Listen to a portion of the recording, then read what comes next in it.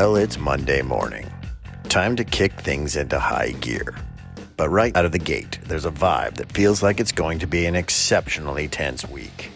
How's everybody? Good. Wonderful. Good, thank you. Until you're done with this meeting, then you'll be all pissed off. But at least we got this. So first of all, let's go with our scarab. This is supposed to go in the water Friday. Mark, tell me about the scarab. What's left to do? Some small touch-up. Remember we talked about the fiberglass down in the back inside the rod holder compartments is just where the lights went through. And it hasn't been done yet? Not yet. We haven't had a fiberglass guy on it yet. It's a small piece, two small pieces. I know, but we talked about that 2 weeks ago. We didn't have the guys. Did you follow up on it? We always got manpower for, especially for little holes. We drop pipe on. But still, we had Manny in there putting all the upholstery. Remember we talked about the boat being a cluster with everybody in it. I had Mike in the front.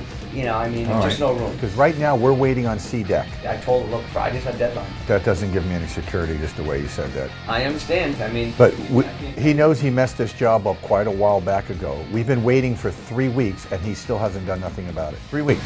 I want that shit in by Friday on that boat. You call him. If you get nowhere with him, you give me his phone number and let me talk to him. We have just a few minor details to complete, and then we'll be ready to put her in the ocean, take her out for one last final spin, then we'll put her on a trailer and let the owner take it away. Let's go to the next one. Stu Special. The carpenters are going to come and fix the acrylic frame. There's an acrylic entry door. As you can see, it's pretty complicated to do. You got to take the acrylic, heat it, bend it, form it to the shape you want it. The acrylic door came out beautiful. Unfortunately, the install, not so great.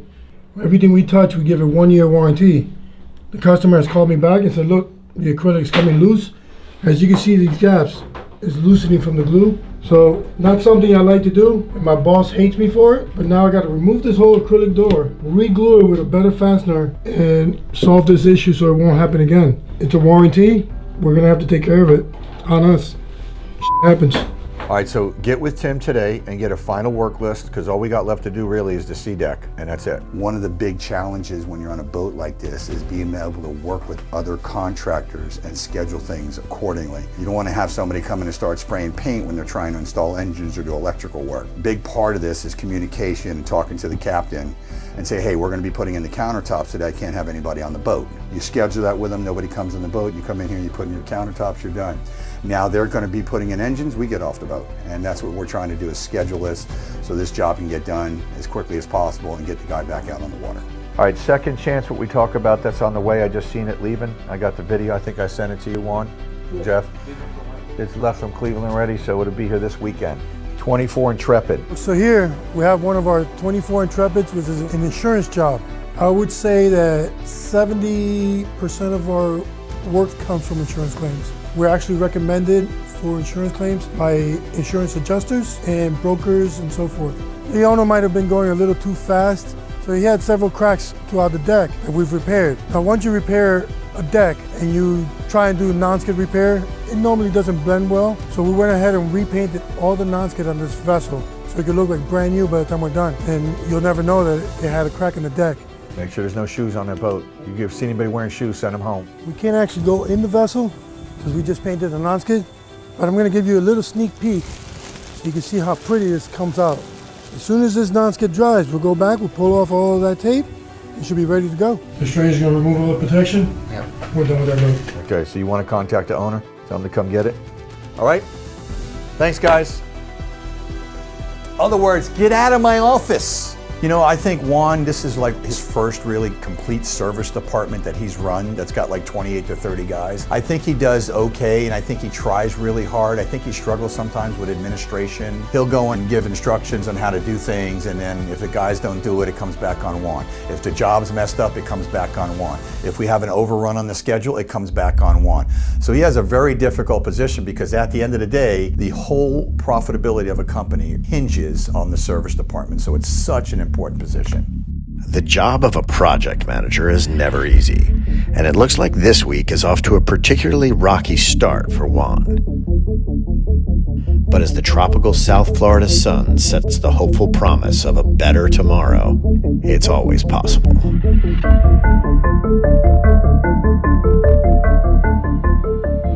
Welcome to a new day at Foster's.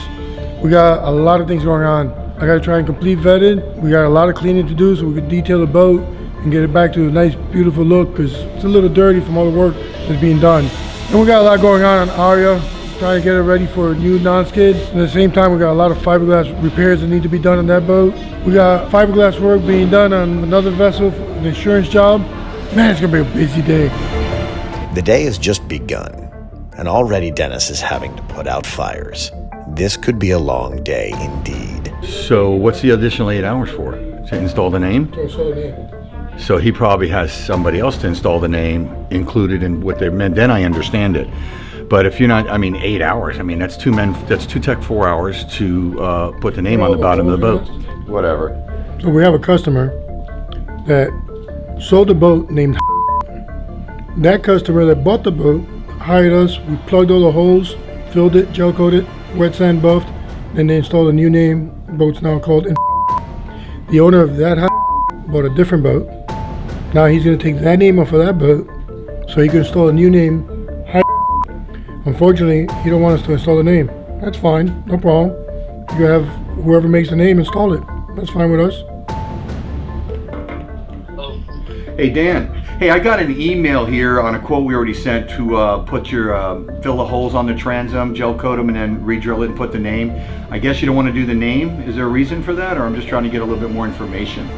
I'm just looking at it, and I just think $4,000 seems high, so I was just gonna throw a sticker on it for right now. You know, that's only 2 men, 4 hours. It's 8 hours that'll come off the bill. That's it. That's why I wanted to call you, because that kind of doesn't make any sense. For that kind of money, you just put it on. I think anybody would charge you that. Basically, you got to fill those holes. You got to block sand them down so you don't see all those circles where the holes were before.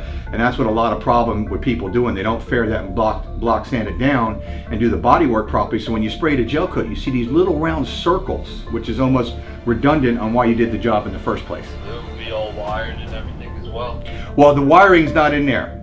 Just to install the name. If you want to do the wiring and electrical, that obviously is always additional at $95 per hour. Okay, yeah, I'm gonna have to do that as well. Call me right back, because what I'd like to do is send them down here to fill the holes and get everything done with the gel coat work, drill the holes, put the name on, and then we can fasten it, and then let's see how long it takes to do the wiring on there. We can give you a quote once the name's on, we can see all the electrical requirements. Alright, sounds good. Let me take a look. Call me right back, because I got to make a schedule here if you want it, so I can get him out there and you can meet your time frame. Thanks. All right, buddy, you got it. I'm glad he asked me that, because we haven't quoted the electrical requirements. We were only asked to fill the holes and install the name. Now, obviously, when you put a name on like that with stainless steel standoffs, you have to wire it up and do the electrical, and that's always additional at that point. So I'm glad I made the phone call. We cleared up the communication. He understands what he's got to do now, so he can make an intelligent decision.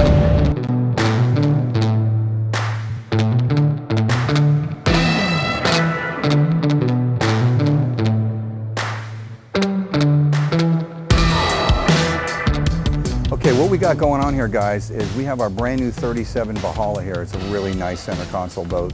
And you can see what we did here. This had no bottom paint on it at all.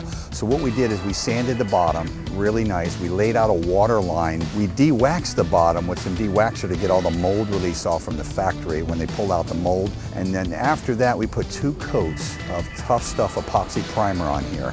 And then we did 2 coats of Seahawk BioCop TF. So if you can see right now, they're applying the first coat of the BioCop TF gray on gray primer, and then we'll let that dry, and after lunch, what we'll do is we'll move the jack stands, and then we'll spot prime those and put on the second coat of bottom paint, and then he'll be all protected for when he goes back in the water with Seahawk BioCop TF. But then, just as things seem to be going just a little bit better, Dennis spots yet another careless mistake. Once again, it falls back on Juan. Now, how many times I got to tell people to do things?